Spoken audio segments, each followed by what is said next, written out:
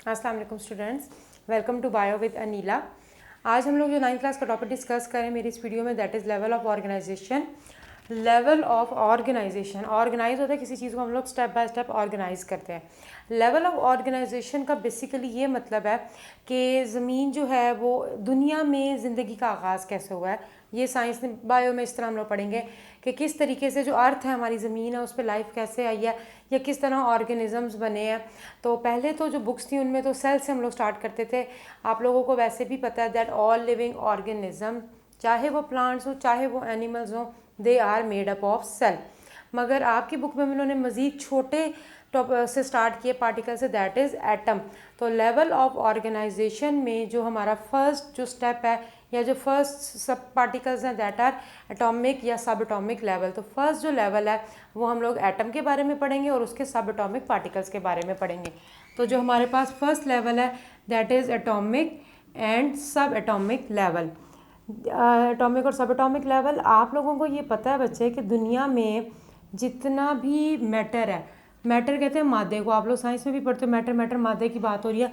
दुनिया में जितना भी मैटर है वो बेसिकली हमारे पास एलिमेंट्स से मिलके बना हुआ है, और एलिमेंट्स होते हैं वो एटम से मिलके बने हुए होते हैं।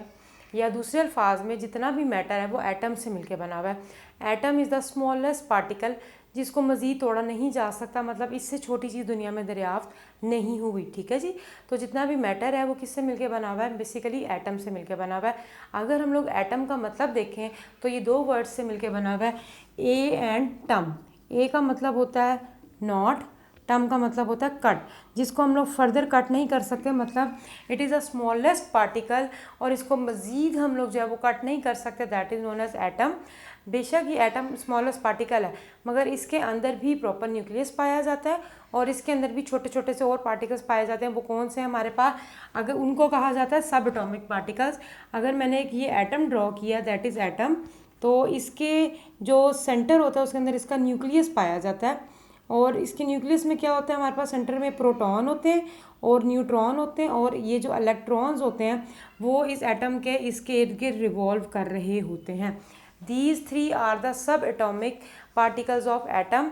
What is atom, the meaning of atom, जिसको हम लोग ये कह रहे हैं कि a mean not, tom mean cut, कि जिसको मज़ीद कट नहीं कर सकते उसको हम लोग एटम कहते हैं। उसके बाद एटम के अपने सब एटॉमिक पार्टिकल्स हैं, that is proton, neutron and electron.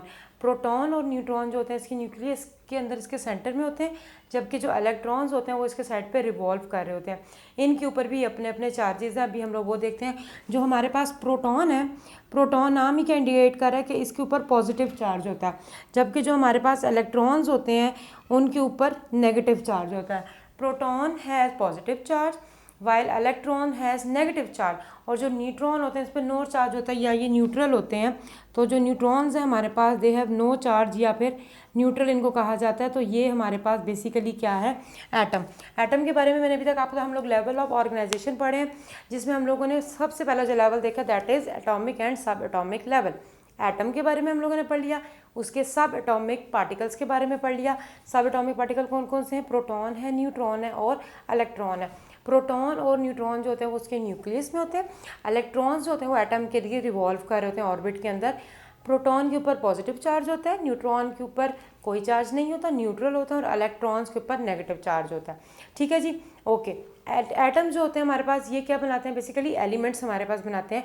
वैसे तो 92 एलिमेंट्स जो हैं वो नेचर में मौजूद हैं, मगर बेटा अब इनकी तादाद ज़्यादा हो चुकी है, बल्कि 100 से भी अबव हो चुकी है, क्योंकि नए नए एलिमेंट्स जो डिस्कवर हो रहे हैं। केमिस्ट्री के पीरियोडिक टेबल में आप लोग पढ़ोगे कि कितने टोटल एलिमेंट्स हैं। ओवरऑल देखा जाए तो 92 नेचर में पाए जाने वाले एलिमेंट्स जो कि कुदरती हैं, जो कि कुदरत की तरफ से ही नेचर में मौजूद हैं। ठीक है जी। तो हमारे पास क्या, इसी टॉपिक को अंदर ही हम लोग पढ़े हैं फर्दर। हमारे पास तकरीबन जो नेचर में पाए जाते हैं एलिमेंट, वो हमारे पास 92 एलिमेंट्स हैं that are present in nature. इसमें से बच्चों 16 ऐसे हैं दैट आर बायो एलिमेंट्स। और बायो एलिमेंट्स की आपको डेफिनेशन पता होनी चाहिए, प्रॉपर सिंपल छोटी सी डेफिनेशन है, those elements that are present in the bodies of living organism. आपकी बुक में ये डेफिनेशन मेंशन नहीं है, इजी उसमें लिखवा रही हूँ, तो ये लिख लीजिए बेशक अपनी बुक के साइड पे। Those elements that are present in the bodies of living organisms, in the bodies of living organism, तो ये हमारे पास क्या है, बायो एलिमेंट है। वो तमाम एलिमेंट जो कि लिविंग ऑर्गेनिज्म की बॉडी में पाए जाते हैं that are known as bio element. Nature में जो पहले से मौजूद हैं वो 92 एलिमेंट्स हैं। इन 92 में से जो हमारे पास क्या है 16 है दैट आर बायो एलिमेंट, जो कि लिविंग ऑर्गेनिज्म की बॉडी में पाए जाते हैं। अभी जो 16 बायो एलिमेंट हैं इसमें से भी जो 6 हैं वो मेजर है, ये मतलब लिविंग ऑर्गेनिज्म की बॉडी में तकरीबन 99% जो है ये पाए जाते हैं, जबकि जो हमारे पास 10 जो है वो माइनर है जो कि तकरीबन 1% है और लिविंग ऑर्गेनिज्म की बॉडी में पाए जाते हैं। 16 है ना, तो 6 मेजर है जो ज़्यादा क्वांटिटी में पाए जाते हैं, जो कि बॉडी का तकरीबन 99% बनाते हैं, वो है 6 मेजर। कौन से अभी बताती हूँ। और 10 जो हमारे पास माइनर है जो कि तकरीबन ओवरऑल 1% बनाते हैं, तो मिलकर ये 100% हो जाता है। अब जो हमारे पास जो 6 जो है जो कि मेजर है, मेजर जो एलिमेंट हैं वो हमारे पास कौन कौन से हैं, कार्बन है, हाइड्रोजन है, ऑक्सीजन है, नाइट्रोजन है, कैल्शियम है और फॉस्फोरस है। ये जो 6 हैं ये बेसिक वो एलिमेंट है जो कि मेजर है, जो कि ज़्यादा क्वांटिटी में लिविंग ऑर्गेनिजम्स की बॉडी में पाए जाते हैं। मेजर का यहाँ पर मतलब है कि ज़्यादा क्वांटिटी में पाए जा रहे हैं, जबकि जो माइनर एलिमेंट्स होते हैं, सेकंड हमारे पास कौन से माइनर जो कि 1% बनाते हैं, माइनर एलिमेंट है जो कि ज़रा प्रेजेंट है मगर कम क्वान्टिटी में या ट्रेसिस में पाए जाते हैं, बहुत कम पाए जाते हैं, इनको माइनर कहा जाता है। जिसमें से कुछ बता देती हूँ, एग्जांपल है हमारे पास कॉपर आ जाता है, आयरन आ जाता है, जिंक आ जाता है, आयोडीन आ जाता है, मैग्नीशियम आ जाएगा, मैंगनीज आ जाता है, सल्फर आ जाता है, इस तरीके से डिफरेंट तरह के हमारे पास पोटाशियम आ जाता है। ये सारे बेसिकली वो हमारे पास एलिमेंट्स हैं जो कि माइनर या कम क्वान्टिटी में, मगर इनका भी बॉडी में होना उतना ही ज़रूरी है जितना कि मेजर का ज़रूरी है। ओके, हमारे पास अभी तक हम लोगों ने एटॉमिक और सब एटॉमिक लेवल डिस्कस कर लिया।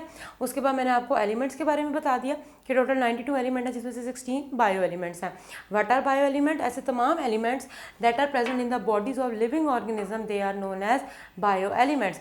Out of this bio elements 6 are major elements, जिसमें कि which include carbon, hydrogen, oxygen, nitrogen, calcium and phosphorus, and other 10 are minor जो कि कम क्वांटिटी में होते हैं, तो ये इनको कहा जाता है। अगर हम लोग इनकी सिंपल सी डायग्राम बनाएं मेजर और माइनर की, आपको पाई चार्ट की सूरत में बना के दिखाया जाए, तो अगर आप लोग बहुत ज़्यादा एक सिंपल वे में याद करना चाहते हो कि अगर आपके पास ये पेपर में टॉपिक आ जाता है और आपने इसकी डायग्राम को भी कवर करना है, तो एक तो आपकी बुक में भी ड्रॉ की हुई है। उससे पहले मैं आपको एक सिंपल बता दूँ, सिंपल ये हमारे पास पाई चार्ट होता है। पाई चार्ट होता है जो कि हमारे पास परसेंटेज को डिस्कस कर रहा होता है, this is known as pie chart. तो आप इसमें सिंपल ये बता सकते हो कि इतना जो पोर्शन है 99% जो है वो हमारे पास क्या है, मेजर एलिमेंट्स हैं, जबकि जो हमारे पास 1% जो है वो हमारे पास माइनर एलिमेंट हैं जो कि कम क्वांटिटी में पाए जाते हैं। ये ओवरऑल एक इजी जो है वो हमारे पास बन जाती है, मेजर और माइनर की जो है वो डायग्राम बन जाती है। सिंपल वे है जिसमें आप मेजर को भी बता दोगे और माइनर को भी बता दोगे। ये तो हो गया हमारे पास एटॉमिक और सब एटॉमिक लेवल। सेकेंड जो लेवल आ जाता है दैट इज़ मॉलिक्यूल। ये आप सिंपल समझ लो कि बेटा जब एटम्स कंबाइन करते हैं तो हमारे पास मॉलिक्यूल बनते हैं। तो लेवल ऑफ ऑर्गेनाइजेशन में जो हमारा फर्स्ट लेवल था दैट इज़ एटॉमिक एंड सब एटॉमिक लेवल। उसके बाद अगला जो हम लोग डिस्कस करने लगे हैं that is known as molecular level. इसी को हम लोग कंटिन्यू करेंगे। अब अगला जो है हमारे पास दैट इज़ मॉलिक्यूलर लेवल। हमारे पास क्या होता है कि एटम्स होते हैं वो कभी भी अकेले रहना, या एलिमेंट्स होते हैं वो नेचर में कभी भी अकेले रहना पसंद नहीं करते, वो हमेशा ही कंबाइन फॉर्म में रहते हैं, और कंबाइन होने के बाद वो क्या बना देते हैं, मॉलिक्यूल्स बना देते हैं। चाहे वैसे तो हमारे पास दो तरह की बॉन्डिंग होती है, आप लोग केमिस्ट्री में पढ़ोगे इंशाल्लाह। दो तरह की बॉन्डिंग होती है, चाहे वो आयनिक हो चाहे वो कोवेलेंट हो। आयनिक बॉन्डिंग वो बॉन्डिंग होती है जिसमें एक मॉलिक्यूल अपना पूरा के पूरा इलेक्ट्रॉन जो होता है वो दूसरे को दे देता है, कंप्लीट ट्रांसफ़र ऑफ इलेक्ट्रॉन्स होती है। जबकि जो कोवेलेंट होता है इसमें शेयरिंग होती है। ये बिल्कुल ऐसे कि जैसे दो दोस्त हैं, अगर एक ने दूसरे को अपना दोस्त बनाना है तो उसके पास दो पेन है, तो उसने एक अपना पेन कंप्लीट उसको दे दिया है तो उसको अपना फ्रेंड बना लिया। ये आयोनिक बॉन्डिंग है। कोवेलेंट बॉन्डिंग ये है कि दोनों के पास एक ही पेन है और दोनों म्यूचुअल शेयरिंग से उस पेन को यूज़ कर रहे हैं। तो इसी तरह इलेक्ट्रॉन्स को दोनों मॉलिक्यूल इकट्ठा शेयर करते हैं, वो हमारे पास क्या बन जाता है, कोवेलेंट बॉन्डिंग। तो चाहे आयनिक बॉन्डिंग हो चाहे कोवेलेंट बॉन्डिंग हो, दोनों के नतीजे में ही जो मॉलिक्यूल्स हैं वो क्या करते हैं, आपस में कंबाइन करते हैं या एलिमेंट कंबाइन करते हैं, तो हमारे पास डिफरेंट तरह के मॉलिक्यूल्स बन जाते हैं। एटम कभी भी, एटम जो होता है आपस में कंबाइन करते हैं। एटम अकेला रहना पसंद ही नहीं करता, उसको ज़रूरी होता है कि उसके साथ कोई ना कोई दूसरा एटम आके कंबाइन हो। तो चाहे वो आयनिक बॉन्डिंग के साथ दूसरे के साथ कंबाइन हो या कोवेलेंट के साथ, उसने बॉन्ड बनाना ही बनाना है। And when atoms combine they form molecules. तो बायो में में लैंग्वेज में यूज़ करो तो दे फॉर्म बायोमोलिक्यूल्स, क्योंकि हम लोग बायो की बात करें, लिविंग ऑर्गेनिज्म की बॉडी के अंदर की बात करें। ओके, हमारे पास उसके बाद टाइप्स ऑफ मॉलिक्यूल आ जाते हैं। 2 तरह के मॉलिक्यूल हमारे पास पाए जाते हैं। पहले तो मॉलिक्यूलर लेवल में आपको बॉन्डिंग का पता होना चाहिए। उसके बाद हमारे पास 2 तरह के मॉलिक्यूल्स हैं, एक है हमारे पास मैक्रोमोलिक्यूल और एक है हमारे पास माइक्रोमोलिक्यूल। माइक्रो का मतलब होता है स्मॉल और मैक्रो का मतलब होता है लार्ज। ठीक है जी, मैक्रो मीन लार्ज। तो ऐसे मॉलिक्यूल्स जिनका मॉलिक्यूलर वेट कम होता है they are known as micromolecule. All those molecule that have low molecular weight, या सिंपल कह सकते हो molecules with low molecular weight they are known as micromolecule, sorry. और मैक्रोमोलिक्यूल्स क्या होते हैं? Which have high molecular weight, जिनका molecular weight ज़्यादा होता है। मैक्रो का मतलब भी लार्ज है, तो इसका मतलब होता है हाई मॉलिक्यूलर वेट। तो ये हमारे पास क्या होते हैं, इनको क्या कहा जाता है? Macro molecule. मैक्रो का मतलब भी लार्ज होता है या बड़ा होता है। सिंपल अगर एक और डेफिनेशन बताई जाए, माइक्रो मॉलिक्यूल्स के मिलने से मैक्रो मॉलिक्यूल्स बनते हैं। सिंपल, ये भी मैक्रो मॉलिक्यूल्स की डेफिनेशन है। By the combination of micro molecule macro molecules are form. Why? Because micro means small. ऐसे मॉलिक्यूल जिनका मॉलिक्यूलर वेट कम होता है उनको माइक्रो मॉलिक्यूल्स कहा जाता है। और मैक्रो मॉलिक्यूल किसको कहा जाता है? जिनका मॉलिक्यूलर वेट ज़्यादा होता है उनको। माइक्रो मॉलिक्यूल की एग्जाम्पल अगर मैं आपको दूँ, फॉर एग्जाम्पल इसमें हमारे पास ग्लूकोज मॉलिक्यूल आ जाता है, प्लस हमारे पास अमाइनो एसिड्स आ जाते हैं। इनके बारे में आप लोग तफसील से पढ़ोगे इंशाल्लाह। तो हमारे पास 2 तरह के माइक्रो मॉलिक्यूल यहाँ पे बताए गए, ग्लूकोज एंड अमाइनो एसिड। ये 2 मैंने क्यों बताया अभी बताती हूँ। जबकि अगर आप मैक्रो मॉलिक्यूल की बात करो, इसमें फॉर एग्जाम्पल दोगे तो इसमें आप दोगे जी कार्बोहाइड्रेट्स प्लस हमारे पास प्रोटीन मॉलिक्यूल। और साथ ही मैंने अभी आपको एक बच्चे ये बात बताई है कि माइक्रो मॉलिक्यूल्स के मिलने से मैक्रो मॉलिक्यूल्स बनते हैं। तो हमारे पास ये जो ग्लूकोज मॉलिक्यूल होता है, अगर आप इन ग्लूकोज मॉलिक्यूल की लॉन्ग चेन बनाओ ना, ग्लूकोज लॉन्ग चेन में बनाओ, तो हमारे पास कार्बोहाइड्रेट मॉलिक्यूल बनता है। इस बताने का ये मकसद है कि जो कार्बोहाइड्रेट है वो ग्लूकोज से मोस्टली मिलकर बना होता है, लॉन्ग चेन ऑफ ग्लूकोज होता है। और अमाइनो एसिड्स का जब लॉन्ग चेन बनता है तो हमारे पास रिजल्टिंग प्रोटीन मॉलिक्यूल बनते हैं। तो माइक्रो मॉलिक्यूल्स जब कंबाइन करते हैं तो हमारे पास क्या बनाते हैं? मैक्रो मॉलिक्यूल्स बनाते हैं। What are micro molecules? Micro molecules are those molecules which have low molecular weight, and what are macromolecules? Molecules which have high molecular weight। और हमारे पास माइक्रो मॉलिक्यूल्स के मिलने से मैक्रो मॉलिक्यूल्स भी बनते हैं, जैसे for example glucose and amino acid. ये दोनों माइक्रो मॉलिक्यूल्स हैं। ग्लूकोज होता है जब इसकी लॉन्ग चेन होती है तो हमारे पास कौन सा मैक्रो मॉलिक्यूल बनता है? कार्बोहाइड्रेट। जबकि जो अमाइनो एसिड हैं इनके जब एक चेन की फॉर्म में आते हैं तो ये क्या बना देते हैं? प्रोटीन बना देते हैं। इसी तरह मैक्रो मॉलिक्यूल में लिपिड्स वगैरह भी आ जाते हैं। तो ये हमारे पास मॉलिक्यूल्स की टाइप है। आज की हम लोगों ने इस वीडियो में सिर्फ और सिर्फ लेवल ऑफ ऑर्गेनाइजेशन में 2 टॉपिक्स को कवर किया या 2 लेवल्स को पढ़ा है। फर्स्ट वन जो एटॉमिक एंड सब एटॉमिक लेवल है, और सेकंड हमारे पास मॉलिक्यूलर लेवल है। ठीक है जी, एटम के मिलने से ही मॉलिक्यूल्स बनते हैं। उसके बाद हम लोगों ने बॉन्डिंग बता दी कि चाहे आयनिक हो चाहे कोवेलेंट हो, दोनों से के मिलने से ही एटम्स कंबाइन करेंगे और बायोमॉलिक्यूल बनेंगे। फिर उसके बाद हम लोगों ने इसकी 2 टाइप जो हैं वो डिस्कस कर ली। आई होप कि आप लोगों को समझ आ गया होगा आज का टॉपिक। नेक्स्ट वीडियो तक के लिए अल्लाह हाफिज़, दुआ में याद रखिएगा।